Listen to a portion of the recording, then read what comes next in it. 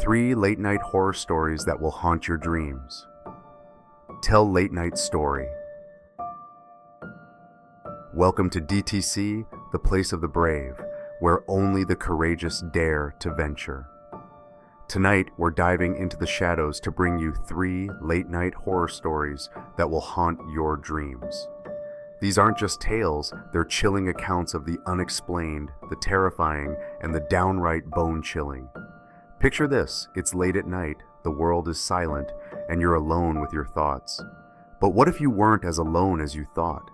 What if the creak of the floorboards wasn't just the house settling, or the whisper in the wind wasn't just your imagination?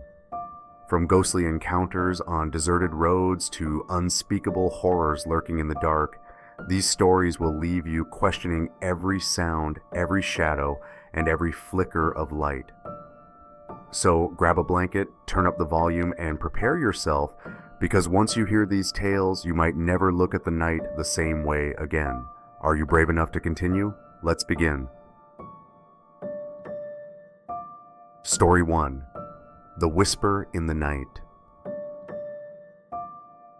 I used to think that stories about ghosts and supernatural forces were just products of imagination, things people told each other to add an extra layer of eeriness to the night. If someone had told me a strange tale, I would have merely laughed and brushed it off as coincidence or overactive imagination. But what happened to me last year changed everything.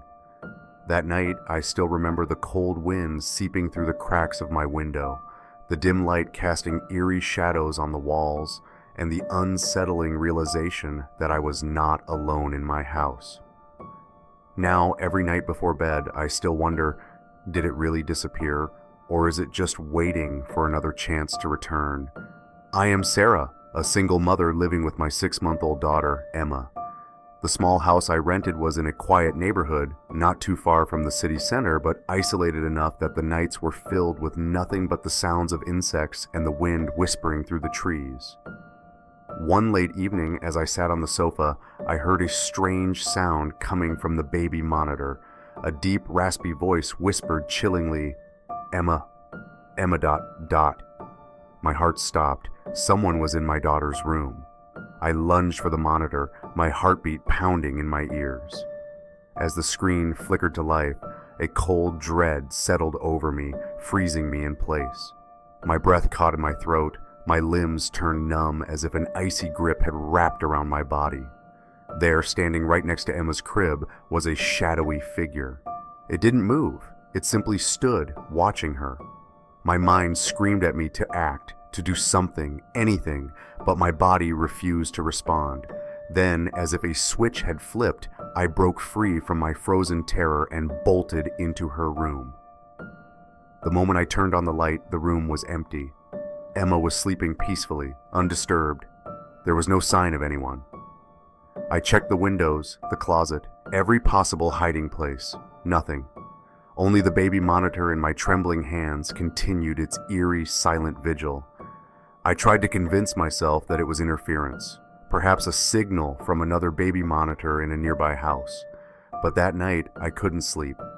I sat next to Emma's crib, straining to hear every tiny sound. The night stretched long and silent. Maybe I had imagined it all. The next night, I woke to a sound. This time, it wasn't a voice. It was a knocking, soft, deliberate taps against the window. It was 2 a.m. I lay still, listening. The knocks came again, steady, unwavering. Gathering my courage, I stepped into the living room. The curtains were drawn, but behind them I could see a shadow. Tall, still, waiting. My breath hitched. I didn't dare pull back the curtain. I stood there, frozen. And then, just as suddenly as it had started, the knocking stopped. I let out a shaky breath, until I turned toward Emma's room. The window was open. I ran to her, scooping her up in my arms, frantically searching the room. No signs of forced entry, no footprints. But I knew, without a doubt, that I had locked that window before bed. This was no coincidence. Something was watching us. With trembling hands, I dialed my sister. My voice was barely above a whisper. I can't stay here anymore. I need to come over. Now. She must have heard the fear in my voice because she didn't ask questions. Just get here." I packed a small bag, cradling Emma close to my chest. As I locked the front door behind me, I swear I heard a whisper right in my ear. "Don't go!" I stayed with my sister for 2 months. I considered moving away completely, but when I finally returned, everything seemed normal. No voices, no knocking, no open windows. I convinced myself that whatever it was had gone away. Maybe it had never been real to begin with. I was wrong. A few nights later, I turned on the baby monitor again, just to check on Emma from the other room. What I saw made me nearly drop the device. A figure, a shadow, standing in the corner of the room, watching. It had never left. I shut the monitor off immediately. From that night onward, I never used it again. I still live in the same house, but I no longer sleep peacefully. Some nights I wake up and find Emma's window slightly open, even though I check it every night before bed. And sometimes in the dead of night, I hear it again. That voice. Emma. Emma ... Have you ever felt like someone was watching you in the dark, but no matter how many times you turned around, there was nothing there? Do you believe it was just your imagination? Or is there something lurking just beyond your sight, waiting? Do you dare to listen to the dark? If tonight's tale gave you chills, let us know your thoughts in the comments. We want to hear what creeps you out and what other stories you'd love us to explore. Don't miss out on the next terrifying story. Subscribe to DTC, The Place of the Brave, and join the family that thrives on the unknown. Tap the notification bell so you're the first to hear every spine-chilling tale. Share this video with someone brave enough to face the darkness, and let's dive deeper into the creeps that haunt our world. Comment below and become part of the terror. The darkness is calling, and we want you with us. Story 2, The Silent Dormitory. I'm not sure if I should tell this story. Every time I recall it, my heart tightens, my breath quickens, and my skin prickles with an eerie sensation. The memory clings to me as if something is watching, waiting for me to bring it back to life. Part of me doesn't want to relive that terrifying night, but another part fears that by sharing this, I might unknowingly invite it into your world. It was a quiet Saturday night, and I was one of the few students who stayed back in the dormitory while most had gone home for the weekend. The long, empty corridors gave an unsettling silence that felt unnatural. I didn't like the quiet. It made me feel as if I wasn't truly alone. At around 2 in the morning, thirst forced me out of bed. Outside the window, the darkness swallowed the entire campus, stretching endlessly into the void. A cold breeze slipped through the cracks, making the dried leaves outside rustle against the pavement. The silence was so heavy I could hear the ticking of my desk clock. As I stood up, the floor creaked slightly under my weight, but in the stillness of the dorm, it sounded like a scream. As I stepped out of my room, something felt off. The air was heavy, charged with an unseen presence. I made my way to the water dispenser, my footsteps echoing down the hall. And then I saw it. A shiver raced down my spine, as though the temperature in the hallway had dropped suddenly. My heart pounded against my ribs, my breath uneven, yet I was frozen in place. My skin crawled, not from the cold, but from an instinctive fear deep in my bones, an overwhelming sense that I was being watched. At the end of the hallway, near the emergency exit, stood a shadowy figure. Vague, indistinct, a mist-like silhouette, slightly taller than a normal person. My body locked in place, every muscle screaming for me to run, but my legs refused to move. The shadow did not budge. It only stood there silent, watching me. I blinked, and it was gone. I don't remember how I got back to my room, but I must have run. When I slammed the door shut, I realized my hands were shaking. I tried to convince myself that I was exhausted, hallucinating. But then a sound made my blood run cold. The doorknob rattled. A soft, metallic click, as though someone was testing the lock from the outside. I held my breath, every nerve in my body screaming. My mind replayed the shadow in the hallway. Had it followed me? I waited, motionless, barely breathing. 1 minute, 2 minutes, 5 minutes. I couldn't bring myself to check. I simply sat, paralyzed, until exhaustion dragged me into a restless sleep filled with nightmares. The next morning, I told a few of my doormates about what had happened. Instead of laughing, they exchanged uneasy glances. "You saw it too," one of them whispered. A chill spread through me. It wasn't just me. Others had seen the shadow outside their doors at night. Some even heard knocking, only to find an empty hallway when they opened the door. Curious and terrified, we decided to investigate. That's when we uncovered a chilling story. Years ago, a student living on our floor mysteriously disappeared. His body was never found, but rumors whispered that he never truly left. Some say his spirit still roams these halls, searching, waiting. The following weekend, we all left the dormitory. When we returned, everything seemed normal. No more sightings, no more rattling doorknobs, but I still couldn't sleep soundly. Every night I feel something standing outside my door. No sounds, no movements, just a presence. I know it's there. It's waiting for someone else to open the door.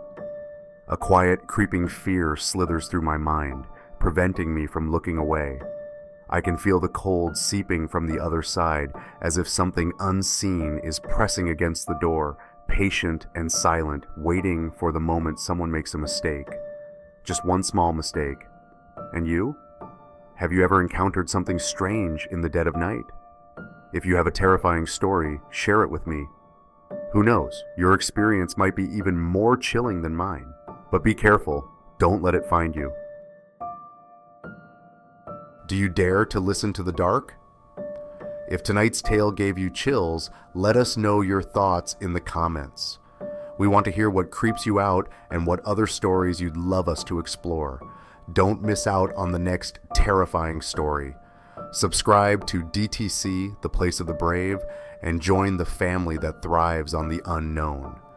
Tap the notification bell so you're the first to hear every spine-chilling tale. Share this video with someone brave enough to face the darkness, and let's dive deeper into the creeps that haunt our world. Comment below and become part of the terror. The darkness is calling, and we want you with us. Story 3, title, The Final Watch. When I took the job as a night shift security guard at the old office building, I didn't think anything of it. It was a simple gig: keep an eye on the cameras, walk the halls once or twice, and make sure no one tried to break in. The building had been mostly abandoned for years, a relic of a once thriving company that had long since moved to newer, shinier headquarters. On the best of nights, it was just me, the hum of the monitors, and the occasional creak of the building settling on its aging foundations. That night, though, something changed. I started my shift as usual, settling into the small security office just past 10 o'clock. The surveillance cameras flickered slightly, their screens glowing in the dimly lit room. I kept them on a constant loop, scanning empty hallways and shadowy corners. Hours passed uneventfully until around midnight when I heard it, the heavy creak of a door opening somewhere above me.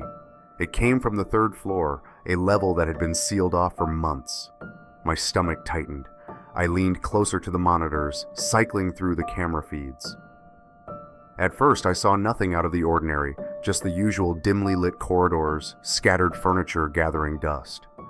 Then, as the feed switched to the hallway outside the conference room, I froze. A figure stood at the far end of the hall, barely visible but unmistakably there. It wasn't moving, just standing still, as if it knew I was watching. I rubbed my eyes, convinced it must be a trick of the light, maybe a shadow cast by something outside. But no matter how long I stared, the figure remained. I felt a chill run down my spine. I was supposed to be the only person in the building. I grabbed my flashlight and headed upstairs. Each step up the stairwell felt heavier than the last. My breathing shallow, my fingers trembling. By the time I reached the third floor, the air felt colder, damp even.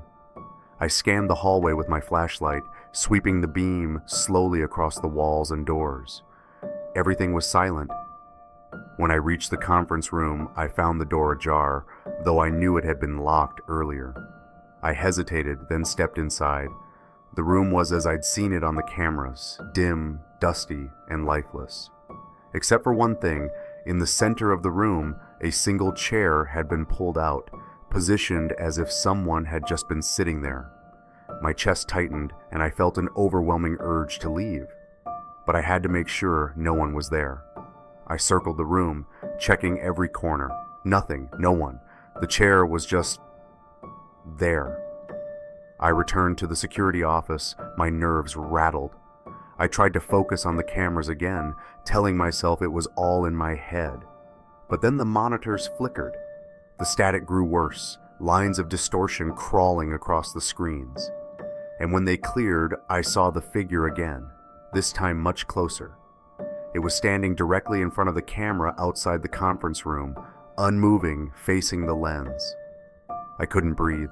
It was as if the figure knew I was watching, its presence radiating through the screen. I felt a wave of cold sweat break over me. I switched the feed, trying to find a different angle, but when I came back, the figure was gone.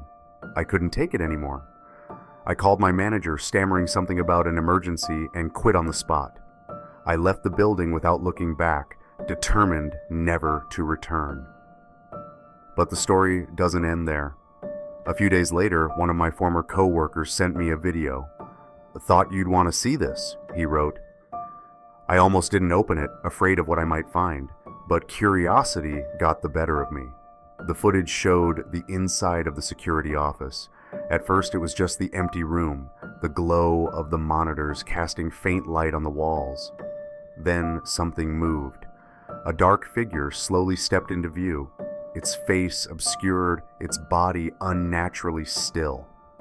It sat down in the chair where I used to sit, then turned its head ever so slightly toward the camera. I dropped my phone and backed away, my heart racing. That figure, it hadn't been there when I left. I was certain, but in the video, it was unmistakable. Then, just a week after receiving that footage, a package arrived at my doorstep. I hadn't ordered anything, and there was no return address. Inside was an old, cracked wristwatch. The glass was scratched, and the hands were frozen at exactly 3 a.m., the time I'd first seen the figure on the cameras. Alongside the watch was a piece of paper, the edges worn and the handwriting faint, as if it had been written years ago. The message read, "Did you see it? I never set foot near that building again, but sometimes in the dead of night, I can't shake the feeling that I'm still being watched. The memory of that shadowy figure lingers in my mind, and I can't help but wonder, if I'd stayed, if I'd confronted whatever it was, would I have found answers? Or was it better to leave the questions unanswered? I don't know, and maybe I never will." As the darkness deepens and the stories grow more unsettling, we venture deeper into the unknown together. Each chilling tale brings us closer to the eerie truths lurking just beyond the veil of reality. The terror doesn't stop here, it only gets worse. Subscribe to DTC, The Place of the Brave now, and stay on the edge of your seat. You won't want to miss what's lurking in the shadows next. Hit that notification bell and prepare for the next terrifying chapter. Remember, in the world of DTC, the place of the brave are always waiting, and they never rest. Good luck sleeping tonight.